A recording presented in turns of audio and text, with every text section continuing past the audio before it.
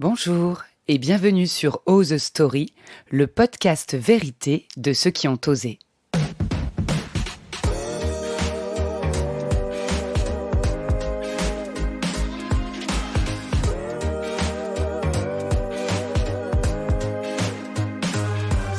Je suis Camille Chevillard, infirmière depuis 20 ans et fondatrice de l'espace bien-être lyonnais La Colonie depuis 18 mois environ.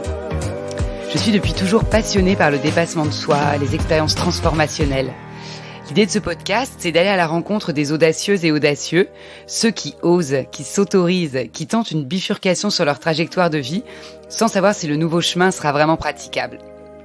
Je souhaite recueillir ici l'histoire du comment et pourquoi ils ont osé, soit une expérience isolée, type thérapie, soit un challenge, soit un changement d'environnement, ou encore un changement de mode de vie, ou une réorientation pro. À travers des témoignages que je souhaite drôles, émouvants et croustillants, nous évoquerons le déclencheur, les peurs, les inconforts, les râteaux, les ressources, les leviers activés pour enclencher et maintenir un nouveau cap. Et peut-être vous fournir à vous aussi la boîte à outils de votre propre Ose Story. Dans cet épisode 0, le tout premier que j'ose vous partager, c'est de mon expérience que je vais vous parler. Merci d'avance pour votre indulgence en m'écoutant sortir de ma zone de confort. Plutôt dynamique et mentale, avec un cerveau qui va vite et qui adore mouliner, j'ai toujours eu besoin de faire plusieurs choses en même temps. Et j'ai vite choisi d'exercer mon métier d'infirmière en libéral pour avoir une activité plus globale qui n'allait pas se limiter qu'aux soins. En 2019, maman d'un enfant de 10 ans et épouse épanouie, j'ai commencé à me sentir un peu coincée dans ce travail riche, intense, mais fatigant et limitant du point de vue de ma créativité et de mes ambitions à m'émerveiller, me marrer, inspirer. Il faut dire que j'avais connu au même moment un réseau de femmes à Lyon qui s'appelle la Team Fourmi, où je rencontrais des femmes inspirantes, des entrepreneuses qui kiffaient leur job, osaient et pétillaient littéralement. Et c'est à ce moment-là que l'envie de lancer un projet pro qui allait résonner avec qui j'étais commençait à germer. Par contre, je me sentais vraiment pas légitime à pouvoir faire quoi que ce soit d'autre. Dans l'été, suite à une newsletter de Anna Sandrea du Sommet de la Conscience, et nourrie intensément des vidéos spirituelles de la chaîne Tistria sur YouTube, j'ai pris la décision de m'inscrire à un programme transformateur de développement personnel, un coaching mais version géante à 3 niveaux. Le temps, ça dure 9 mois, donc quand même un bel engagement. L'intensité, il y a 3 sessions par semaine à 6h30 du mat, donc un peu miracle morning quand même. Et la taille du groupe, c'est 1000 personnes. 1000 personnes qui ont pour objectif de dépasser leurs limites et de créer une vie qui leur convient vraiment. Rien que ça.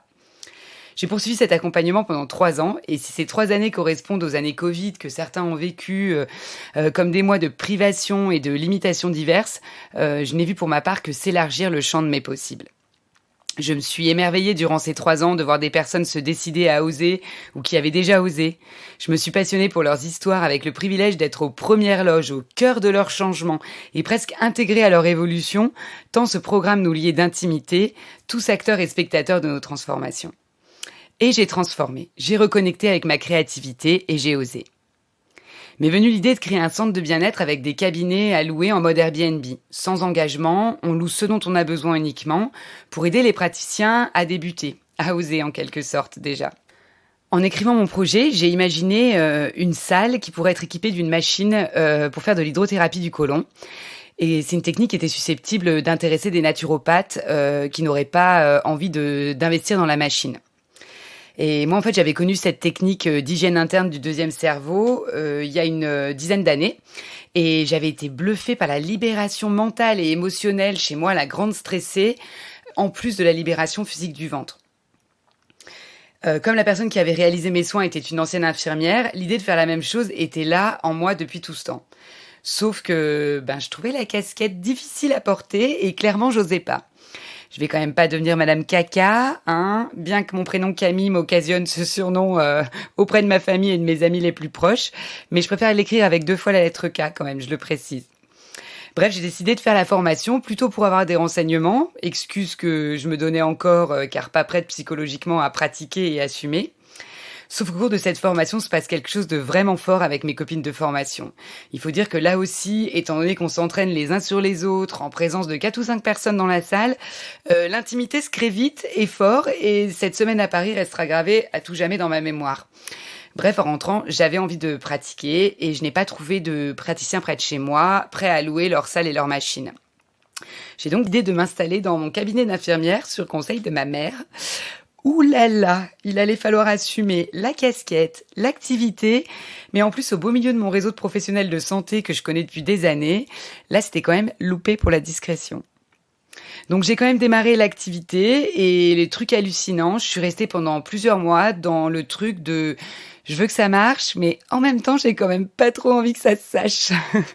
Un peu aberrant. Mais les étapes traversées, qui ont été parfois cocasses, souvent drôles et quelquefois inconfortables, comme vous pouvez l'imaginer pour quelqu'un qui devient Madame Caca, m'ont quand même permis de me sentir de mieux en mieux dans cette activité.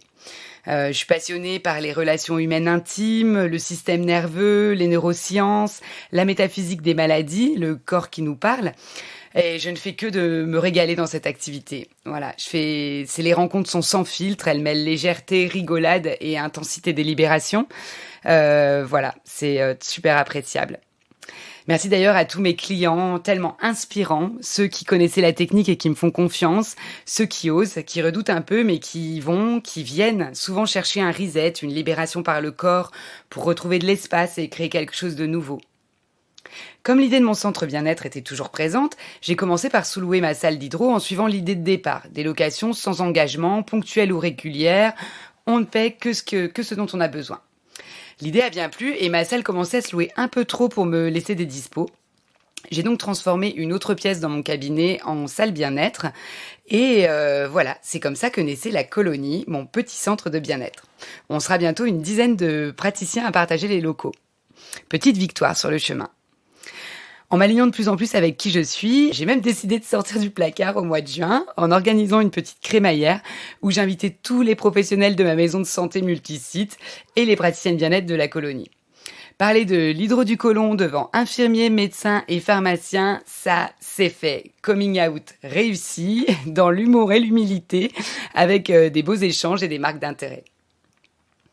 En séance, vous êtes nombreux à vous sentir à un carrefour, à avoir besoin soit de poser définitivement un sac à dos trop plein qui vous encombre pour avancer sur le chemin de votre vie, soit de libérer en vous un espace créateur, de vous libérer de mémoires pesantes.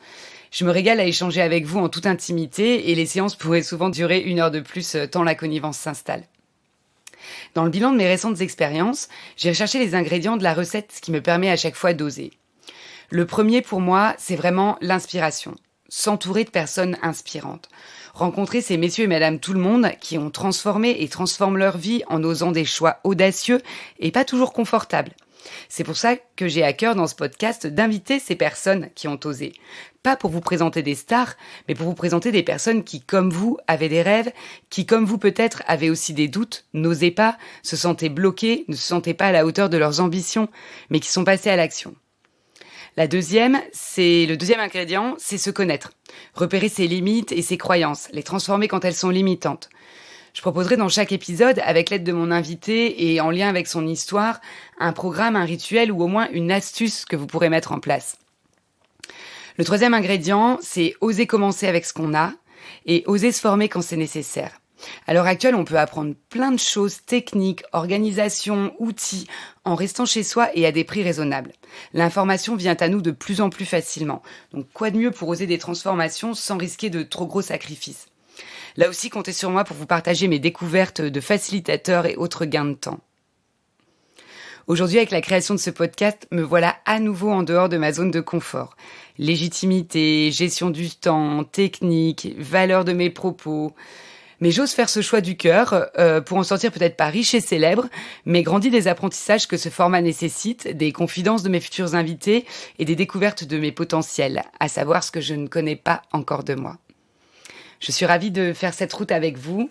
J'espère que mes invités vous inspireront autant qu'ils m'inspirent et que je pourrai, à mon niveau, vous encourager à oser. N'hésitez pas à vous abonner pour être informé de la sortie des prochains épisodes et en savoir plus sur mes invités. Vous pouvez aussi me contacter et me faire vos retours à l'adresse camille@lacolonie.net et sinon directement sur les réseaux, Facebook, YouTube, vous avez toutes les infos en dessous du podcast. Merci à vous.